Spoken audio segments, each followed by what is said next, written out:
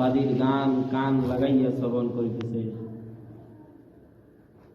হযরত ফাজালা ইবনে উবাইদ রাদিয়াল্লাহু তাআলা আনহু বর্ণনা করেন, হুজুর সাল্লাল্লাহু আলাইহি ওয়াসাল্লাম ইরশাদ করিয়েছেন, আল্লাহ তাআলা কোরআন তেলাওয়াতকারীর আওয়াজ ওই ব্যক্তির চেয়ে অধিক মনোযোগ সহকারে শ্রবণ করেন যে আপন গায়িকা বাদীর গান কান লাগাইয়া শ্রবণ করিতেছে।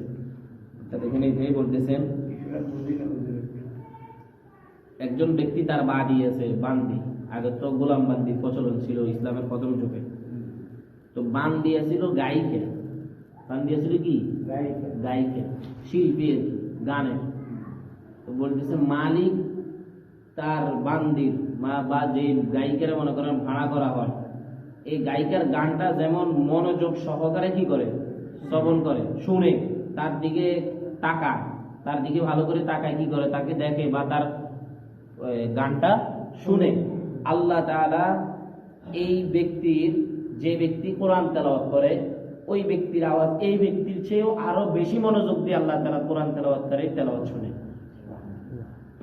কোরআন যারা তেলাওয়াত করে তার যেমন মনোযোগ, এর থেকেও বেশি মনোযোগ দিয়ে আল্লাহ তাআলা কোরআন কারীম তেলাওয়াতের আওয়াজ শুনে। আমরা যে মনে করেন তেলাওয়াত করতেছি, এই তেলাওয়াতের আওয়াজ স্বয়ং আল্লাহ কি করতেছে, শুনতেছে, মনোযোগ সহকারে শুনতেছে। স্বভাবত গানের আওয়াজের প্রতি মন আকৃষ্ট হইয়া থাকে, কিন্তু শরীয়তের বাধার কারণে দিনদার লোক সেই দিকে মনোযোগী হয় না। গান এমন এক জিনিস, এটা রাসূল স্পষ্ট বলেছেন, বিভিন্ন মুফাসসিরিন ইকরাম, ফুকাহা ইকরাম বলেছেন, গান মানুষকে আকৃষ্ট করে।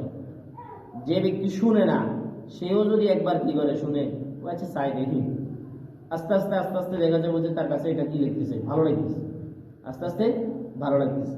হ্যাঁ, যে ব্যক্তি দিনদার হয়, কি হয়, দিনদার হয়, মুত্তাকিন হয়, আল্লাহকে ভয় করে, সে শরীয়তের যেহেতু বাধা, গান শুনে যাবে না, হাত দেওয়া গান কি করা যাবে না, শুনে যাবে না, তো সে কি করে, এই গানের দিকে মনোযোগী হয় না। অবশ্য গায়িকা যদি নিজের বাদী হয়, তবে তাহার গান শুনিতে শরীয়তের দৃষ্টিতে কোনো ক্ষতি নেই, এই জন্যই তাহার গানের প্রতি পূর্ণ মনোযোগ হইয়া থাকে। কিন্তু কালামে পাকের বেলা ইহা অত্যন্ত জরুরি যে উহা যেন গানের সুরে পড়া না হয়, কেননা হাদিসে উহার নিষেধ আসিয়েছে। এক হাদিসে আসিছে, ইয়াকুম ওয়া নুহুরা আহলিল ইশকি, অর্থাৎ প্রেমিকগণ যেভাবে সুর তুলিয়া সঙ্গীতের নিয়মে গান গায়, তোমরা সেইভাবে কোরআন পড়িও না। গানের সুরে কোরআন পড়া যাবে না, এটা স্পষ্ট নিষেধ। আল্লাহ রাব্বুল আলামিন আমাদেরকে মনোযোগ সহকারে আমরাও যেন সহি শুদ্ধভাবে সুন্দর রূপে যে যতটুকু পারি যেন বেশি বেশি তেলাওয়াত করতে পারি, আল্লাহ তাআলা সেই তৌফিক দান করুন। কারণ এই তেলাওয়াতের আওয়াজ স্বয়ং আল্লাহ শুনতেছেন। স্বয়ং কে শুনতেছেন?